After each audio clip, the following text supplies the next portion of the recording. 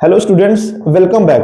तो जिस चीज का आप सबको इंतजार था, मैंने आपसे प्रॉमिस किया था कि मैं चैप्टर वाइज इंपॉर्टेंट क्वेश्चंस लेके आऊंगा जेके बोर्ड सीबीएसई दोनों के लिए। तो आज मैं आप लोगों के लिए चैप्टर वाइज इंपॉर्टेंट क्वेश्चंस लेके आया हूं।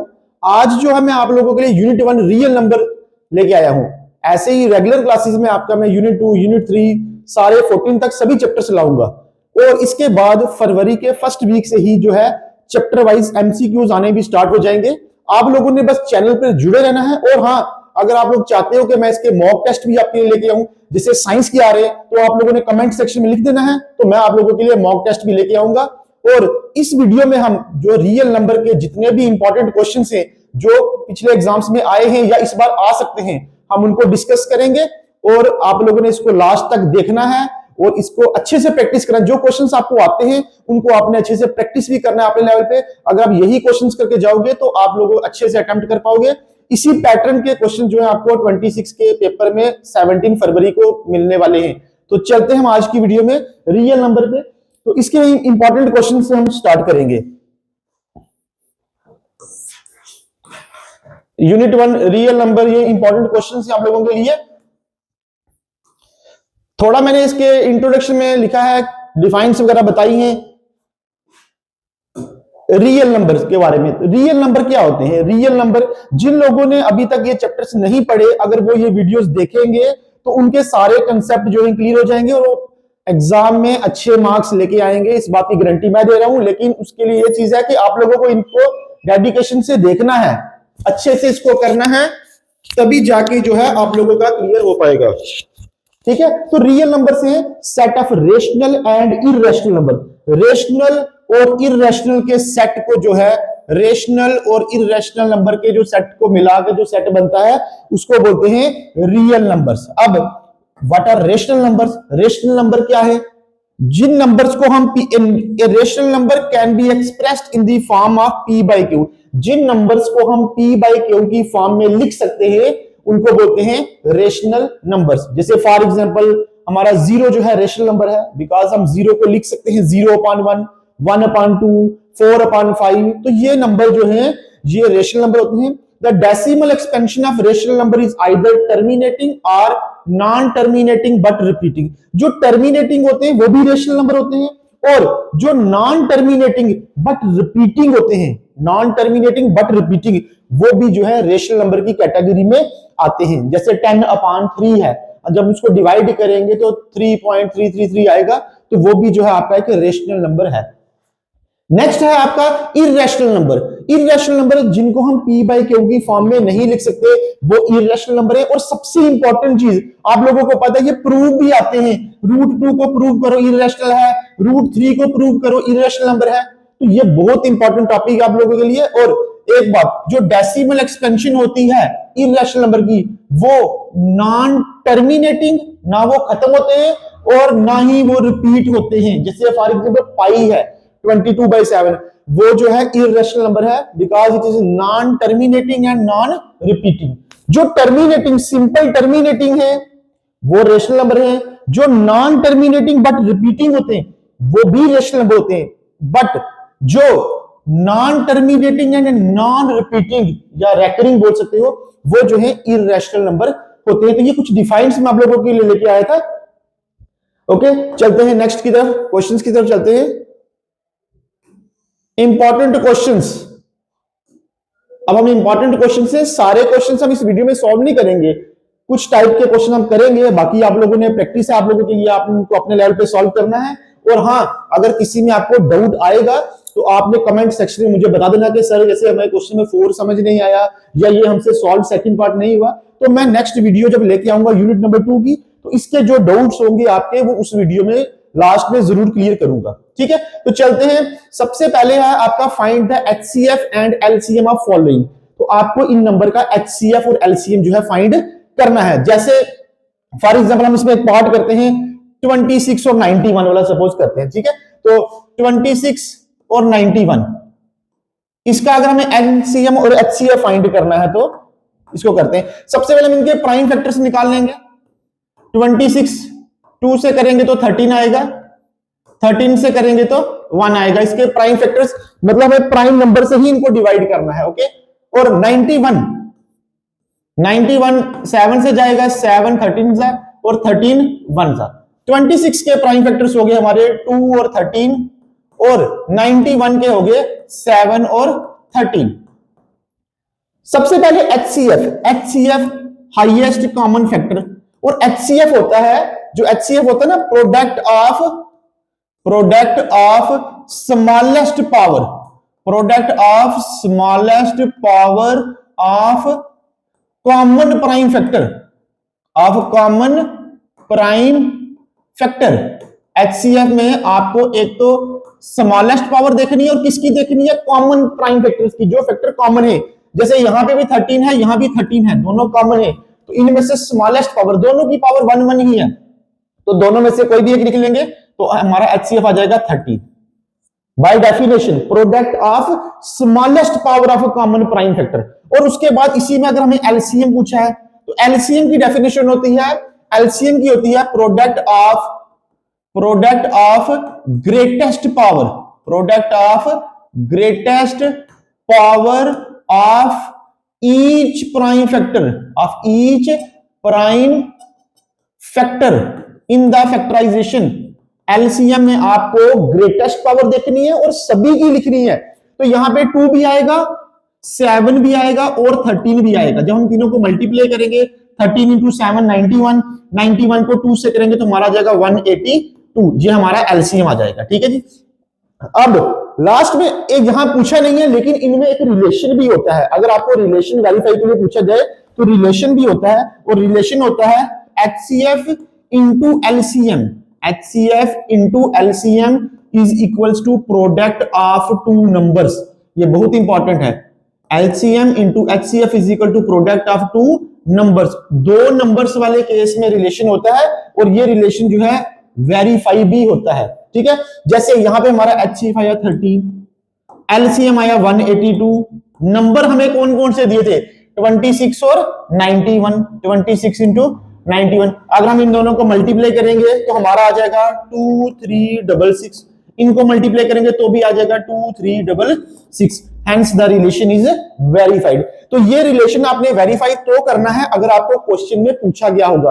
अगर वहां सिंपल HCF और LCM ही पूछा है तो फिर आप लोगों ने रिलेशन वेरीफाई जो है वो नहीं करना। ठीक है, इसी तरह से इसके कुछ पार्ट्स मैंने आपको प्रैक्टिस के लिए दिए हैं, जैसे 336 एंड 54, इनका आपने LCM और HCF निकालना है और कमेंट सेक्शन में मुझे बताना है इसका आंसर क्या आएगा। 510 और 92, इनका भी HCF LCM निकालना है और मुझे बताना है इसका LCM क्या आएगा और HCF क्या आएगा। और जैसे ये फर्स्ट पार्ट दिया है 8 9 और 25, देखो यहां भी अब हमें 3 नंबर दिए, तो आपने कंफ्यूज बिल्कुल नहीं होना है। जैसे हमने 2 के लिए किया है वैसे ही 3 नंबर के लिए करना है, बस इसमें जो है आपको रिलेशन वेरीफाई नहीं करना। और जो HCF की बात आएगी, जो तीनों में कॉमन होगा तो वो HCF होगा, उसमें भी जो छोटी पावर वाला होगा वो HCF होगा। और LCM जब हम करेंगे तो उसमें हमें सभी लिखने हैं प्राइम फैक्टर्स, और जो कॉमन है उनमें बड़ी पावर वाले, उनमें ग्रेटेस्ट पावर वाले हमें जो है वो लिखने हैं। ठीक है जी, तो ये बहुत ही इंपॉर्टेंट है, इस तरह से आपने करना है LCM HCF का। चलते हैं हम क्वेश्चन नंबर 2 पे, और ये हमारा क्वेश्चन है गिवन दैट, हमें यहां पे LCM और HCF गिवन दे रखा है, हमें जो है गिवन दैट HCF इन दोनों नंबर्स का दे रखा है 9, हमें इनका LCM फाइंड जो है वो करना है। ठीक है, तो चलते हैं सेकंड क्वेश्चन की तरफ। सेकंड क्वेश्चन की तरफ चलते हैं हम लोग। इसमें जो है अब हम रिलेशन यूज करेंगे, क्वेश्चन में 2 है, रिलेशन यूज करेंगे, और रिलेशन है we know that HCF into LCM, HCF into LCM is equals to product of 2 numbers, product of 2 numbers. ये रिलेशन होता है LCM और HCF के बीच में। अब HCF जो है हमें गिवन दिया है, HCF हमें गिवन दिया है 9, तो HCF की जगह आ जाएगा 9। LCM हमें फाइंड करना है, बोलता है फाइंड द LCM, तो LCM हमें फाइंड करना है, into LCM is equals to product of 2 numbers.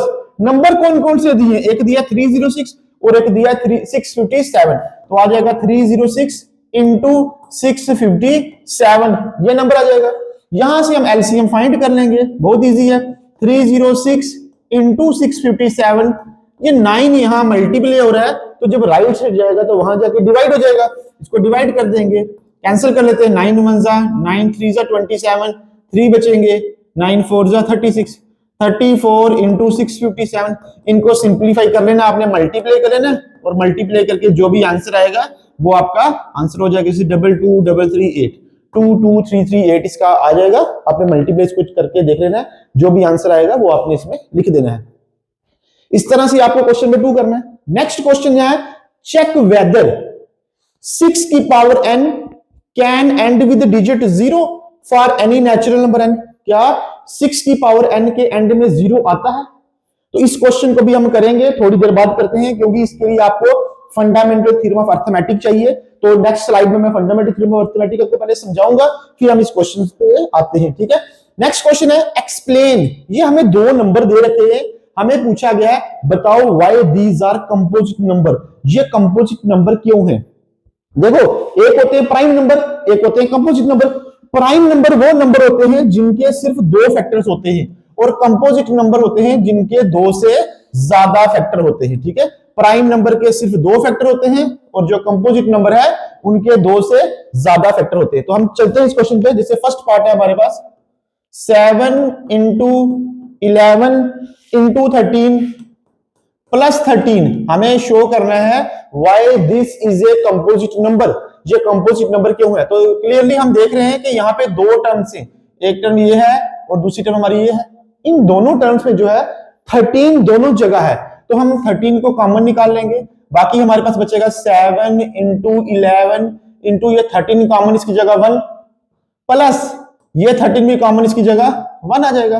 13 into 11 1 11, 11 into 7 77, 77 plus 1, तो 13 इंटू 77 प्लस 1 करेंगे तो कितना आ जाएगा? 78 आ जाएगा। इन दोनों को मल्टीप्लाई कर लेना है, उन दोनों को मल्टीप्लाई करके आपका जो भी नंबर आएगा ना वो आपका कंपोजिट नंबर होगा, बिकॉज उसके 2 से ज्यादा फैक्टर होंगे। क्योंकि क्लियरली एक तो जो नंबर आएगा वो खुद फैक्टर होगा उसका, एक 1 सभी का फैक्टर होता है, और वो नंबर जो है 13 के टेबल में भी आएगा, और वो जो नंबर है वो 78 के टेबल में भी आएगा। इसलिए इनको प्रोडक्ट करके जो भी हमारा नंबर आएगा वो हमारा कंपोजिट नंबर होगा। कर के देख लेते हैं कितना आएगा। 78 इंटू 13 करके हम देख लेते हैं। जैसे हमने 3 8 जा 24, 3 7 जा 21, 21 प्लस 2 23, 1 को 8 से करेंगे 8, 1 इंटू 7 इज 7, 4 का 4 आ गया, 8 से 3 11, 1 कैरी, 7 2 9 और 1 10, तो हमारे पास आ जाएगा 1014 आ गया। It is a composite number, लिखेंगे it is a composite number. ये एक कंपोजिट नंबर है। It is a composite number because, composite number क्यों है? Because it has more than 2 factors. इसके 2 से ज्यादा फैक्टर हैं। इसके 2 से ज्यादा फैक्टर कौन कौन से हैं? देखो, एक तो 1014 खुद जो नंबर है वो खुद का फैक्टर होता ही होता है, 1 सभी का फैक्टर होता है, 2 तो ये हो गए। उसके बाद ये नंबर 13 के टेबल में भी आएगा, और ये नंबर जो है 78 के टेबल में भी आएगा। इसलिए ये जो नंबर है हमारा, ये एक कंपोजिट नंबर है। ये भी आपका यूनिट 1 का ही क्वेश्चन नंबर है, इसको आपने ध्यान से करना है। इसका एक पार्ट और दिया है, सेम पैटर्न से आपने इसको करना है, और मुझे कमेंट सेक्शन में बताना है कि इसके फैक्टर्स कौन कौन से आते हैं, इस नंबर के फैक्टर्स जो हैं कौन कौन से आते हैं वो मुझे आपने बताना है। तो ये हमारी फर्स्ट स्लाइड थी। इसमें 6 की पावर n वाले क्वेश्चन पे मैं दोबारा आऊंगा, थोड़ी देर तक आऊंगा, फिर इस पे करेंगे। नेक्स्ट पे चलते हैं। नेक्स्ट इंपॉर्टेंट पॉइंट्स में मैंने आपको वही बोला था कि फंडामेंटल थ्योरम के बारे में बताया, तो ये फंडामेंटल थ्योरम बड़ी इंपॉर्टेंट है। इसमें क्या है? Every composite number can be expressed as product of its prime. हर एक कंपोजिट नंबर को हम उसके प्राइम के फैक्टर्स में लिख सकते हैं, and this factorization is unique. और ये जो फैक्टराइजेशन होती है ना, ये यूनिक होती है। Every composite number can be expressed as या factorized as product of its primes. और ये जो फैक्टराइजेशन होती है, this factorization is unique apart from which या except for the order in which prime factor occurs. तो किस ऑर्डर में वो आ रहे हैं? जिसे सपोज फॉर एग्जांपल देता हूं, जैसे 15 एक कंपोजिट नंबर है, इसके प्राइम्स क्या बनेंगे? फैक्टराइज करेंगे तो क्या बनेगा? या तो 3 से करेंगे तो 5 आएगा, या 5 से करेंगे तो 1 आएगा। फिर या ये हो सकता है कि कोई बच्चा पहले 5 से कर दे, वैसे तो छोटे नंबर से पहले करना है, लेकिन अगर आप 5 से कर देते हो तो 5 इंटू 3 और फिर 3 इंटू 1, तो यहां भी 3 और 5 आया है, यहां भी 5 और 3 आया, बस उसका ऑर्डर अलग अलग है, नंबर दोनों जगह 3 5 3 5 आ रही। तो वही थ्योरम है ये फंडामेंटल थ्योरम ऑफ अरिथमेटिक। क्या बोलती है? Every composite number can be expressed as product of prime and this factorization, बहुत इंपॉर्टेंट वर्ड है, दिस फैक्टराइजेशन इज यूनिक, और ये जो फैक्टराइजेशन है यूनिक होती है except for the order in which prime factor occurs. तो इसकी सभी लोगों ने स्टेटमेंट भी लर्न कर लेनी है, एग्जाम में इसकी स्टेटमेंट भी पूछी जा सकती है, 1 मार्क्स की आ सकती है, जेके बोर्ड के लिए तो बहुत इंपॉर्टेंट है, इसलिए सभी ने इसकी स्टेटमेंट भी तैयार कर लेनी है। ठीक है, तो ये क्लियर है। चलते हैं हमारे क्वेश्चन पे, जो हमारा क्वेश्चन था 6 की पावर n वाला। अभी हमने ये थ्योरम देखी है, तो हम ये क्वेश्चन को कर लेते हैं। क्वेश्चन है चेक करो क्या 6 की पावर n के एंड में 0 आता है। इसके लिए हम जो है इसको कंट्राडिक्शन के मेथड से करेंगे। तो पहले मान लेंगे suppose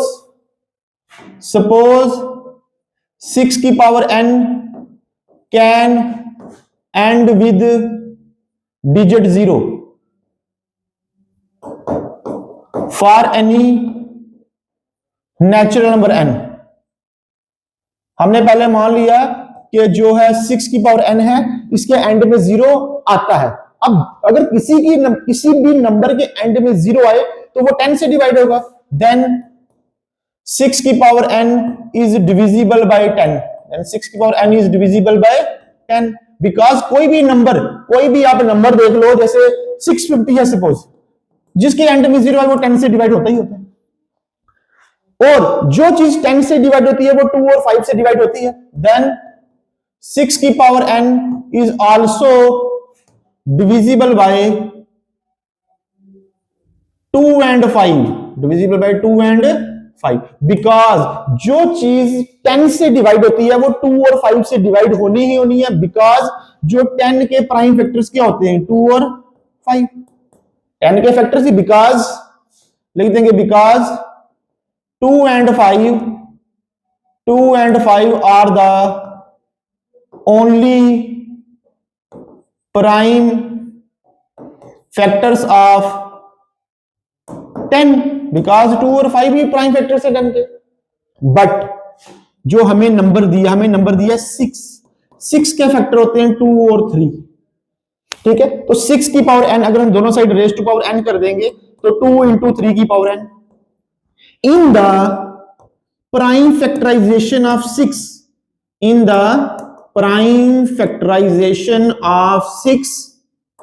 there is no place for 5। देखो 6 के फैक्टर आए हैं 2 और 3, 6 के जो फैक्टर आए हैं वो 2 और 3 आए, और लेकिन 10 के जो फैक्टर थे वो 2 और 5 थे। तो यहां पे 2 तो आ रहा है लेकिन 5 नहीं आ रहा। In the prime factorization of 6 there is no place for 5। But जो फंडामेंटल थ्योरम थी वो बोलती थी कि जो प्राइम फैक्टर्स थे वो यूनिक होने चाहिए, वो एक जैसे होने चाहिए, लेकिन यहां पे एक जैसे नहीं आ रहे, यहां 2 और 5 आ रहा है और यहां 2 और 3 आ रहा है। In the prime factorization of 6 there is no place for 5। Therefore by fundamental theorem of arithmetic, fundamental theorem के अकॉर्डिंगली जो हमने सोचा था वो गलत हो गया। आवर सपोजिशन वाज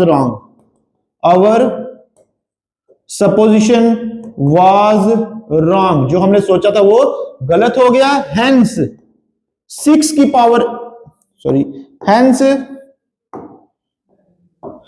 की power n can not and with digit 0 for any natural number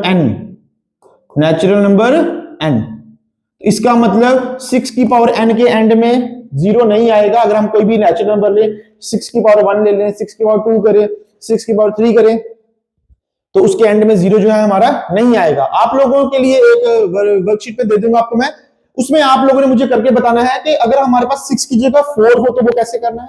वो एनसीईआरटी की एग्जांपल है, तो पेपर में आने के उसके चांस भी है, बस वहां उन्होंने 6 की पावर n की जगह लिख दिया होगा चेक वेदर 4 की पावर n। तो सेम मेथड से करना है, बट यहां जब 6 का 2 इंटू 3 होता है तो वहां 4 का आप लोगों ने बताना है क्या बनेगा, 2 इंटू 2 ही बनेगा। ठीक है, तो इसी पैटर्न से आपने वो भी करना है। ये इंपॉर्टेंट क्वेश्चन है, बच्चे इस क्वेश्चन को छोड़ के जाते हैं, लेकिन ये क्वेश्चन छोड़ने वाला नहीं है, आप लोगों ने इसको ध्यान से करना है। तो चलते हैं नेक्स्ट की तरफ। ये कुछ क्वेश्चन हमारे फर्स्ट एक्सरसाइज से थे, फंडामेंटल थ्योरम के बारे में मैंने बता दिया, आप लोग इसका स्क्रीनशॉट ले सकते हो अच्छे से और उसको अच्छे से आप लोग याद जो है कर सकते हो। वैसे आपकी बुक के ऊपर भी जो है इसके लिए दिया गया है। ठीक है, फंडामेंटल अलग से दी है एनसीईआरटी में। नेक्स्ट जो हमारी एक्सरसाइज सेकंड है और बहुत ही इंपॉर्टेंट एक्सरसाइज है, एग्जाम में इसमें से भी क्वेश्चंस आते हैं, तो ये भी आप लोगों ने अच्छे से करनी है। जैसे √3 इज इरेशनल प्रूव करना, √5 इज इरेशनल प्रूव करना, √2 by √5 is irrational, 6 plus √2 is irrational, 3 plus 2 √5 is irrational. तो ये क्वेश्चन जो है ये हम ऑलरेडी डिस्कस कर चुके हैं, मैंने इसके ऊपर पहले एक वीडियो बनाई है, तो अगर किसी ने वो नहीं देखी तो डिस्क्रिप्शन बॉक्स में उसका लिंक भी दे देंगे, वहां जाके आप इनको देख के अच्छे से कर सकते हो। इस टाइप के मैंने क्वेश्चंस आपको उसमें करवाए हैं। और एक बात जरूर बता दूं आपको, एग्जाम में अगर एलसीएम एचसीएफ पे क्वेश्चन नहीं आया तो फिर इस टाइप का क्वेश्चन आपको पेपर में दिखेगा और एमसीक्यूज भी इस पे बनते हैं, इसलिए इसको आपने अच्छे से करना है। और जो मैं स्टार्टिंग में आपको टर्मिनेटिंग और नॉन टर्मिनेटिंग के बारे में बोला था उसको भी आप लोगों ने देख लेना है। अभी वो एनसीईआरटी से डिलीट हो गई है एक्सरसाइज, लेकिन इर्रेशनल नंबर का कंसेप्ट आपके पास अभी भी है, इसलिए नॉन टर्मिनेटिंग रिपीटिंग वाले कौन से होते हैं, नॉन टर्मिनेटिंग नॉन रिपीटिंग वाले कौन से होते हैं, और सिर्फ टर्मिनेटिंग हो तो वो कौन से नंबर होते हैं। तो ये आपके माइंड में चीजें क्लियर होनी चाहिए, बिकॉज इरेशनल वाला कंसेप्ट अभी भी आपके सिलेबस में है। 1.4 डिलीट हुई है, लेकिन इरेशनली 1.2 आपके पास अभी भी है, इसलिए वो आपने अच्छे से करना है और क्लियर रखना है उस टॉपिक को आपने।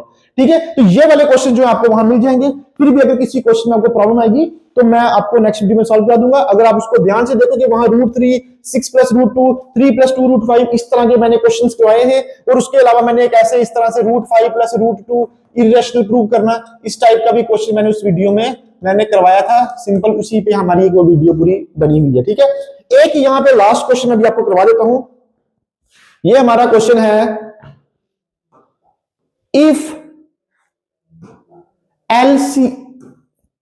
if LCM of A and 18 is 36 and HCF of A and 18 is 2, find the value of A। तो जो लोग इसको पहले कर लेंगे, खुद आप लोगों ने ट्राई करना है, और अगर आपसे नहीं निकलता तो फिर आप लोगों ने इसको देखना है मैं कैसे करवा रहा हूं, आपको अच्छे से करना है आपने इसको। तो ये क्वेश्चन है question number 9, if LCM of A and 18, इसमें हम रिलेशन यूज करेंगे, वही रिलेशन जो है HCF इंटू एलसीएम। रिलेशन था हमारा HCF into LCM is equals to product of two numbers. ये रिलेशन था, यही इसी रिलेशन से ये क्वेश्चन होना है सॉल्व, और आप लोगों ने इसको करना है। LCM of A and 18 is 36। LCM जो है हमें वो 36 दिया है, एलसीएम की जगह आ गया 36, एंड एचसीएफ ऑफ, और इन्हीं का एचसीएफ दिया है 2, एचसीएफ दिया है 2। और जो नंबर कौन कौन से नंबर का एलसीएम एचसीएफ बोल रहा है, ए का और 18 का। तो एक नंबर ए है और एक नंबर 18 है, इन दोनों का जो एचसीएफ है वो 2 है, इन दोनों नंबर का जो एलसीएम है वो 36 है। हमें ए की वैल्यू निकालनी है, और इस इक्वेशन से आप आराम से ए की वैल्यू जो है वो निकाल सकते हो। 36 को 2 से करेंगे तो 72 is equals to a into 18, यहां से ए निकालेंगे, 72 upon 18 is equal to a, तो ए हमारे पास आ जाएगा 18 1 जा 18 4 जा, ए इज इक्वल टू 4 हमारा आंसर आ जाएगा। तो यही कुछ इंपॉर्टेंट क्वेश्चंस हैं आपके चैप्टर नंबर 1 रियल नंबर से। कुछ दिनों बाद मैं आपके लिए इस पे एमसीक्यूज भी लेके आऊंगा, एमसीक्यूज की वीडियो भी लेके आऊंगा। और हाँ, ये एक क्वेश्चन 10 देख लो, प्रूव दैट 1/√2 इज रेशनल। जैसे कि मैंने आपको पहले बताया, इस पे अलग से मैंने एक लेक्चर बना के प्लेलिस्ट में दिया हुआ है, आप लोग वहां जाके इसको देख सकते हो। Question number 11, state the fundamental theorem of arithmetic. इसके बारे में हमने पहले ही पढ़ लिया है, फंडामेंटल थ्योरम ऑफ अरिथमेटिक क्या होती है। ये पूरी स्टेटमेंट आपको आनी चाहिए, और इसकी जैसी वर्डिंग लिखी है वैसे ही लिखना है आप लोगों ने। ठीक है, तो ये कुछ क्वेश्चंस थे जो यूनिट नंबर 1 के थे। ठीक है, तो आप लोगों ने इसको ध्यान से देख लेना है और करना है, ठीक है। और उसके बाद जो है अगली वीडियो जो है मैं यूनिट नंबर 2 पे लेके आऊंगा। आप लोगों ने बस अपने लेवल पे मेहनत करनी है, और किसी भी चैप्टर में आपको अगर कोई प्रॉब्लम आती है तो कमेंट सेक्शन में आपने वो लिख देना है। जब मैं उसकी इंपॉर्टेंट क्वेश्चन की सीरीज में लाऊंगा उसको, तो तब मैं वो क्वेश्चन भी सॉल्व आपको करवा दूंगा। इसलिए आपने चैनल पे बने रहना है, और जो भी आपको डाउट है आपने खुल के बताना है, हम आपके वो डाउट क्लियर करेंगे। Thank you.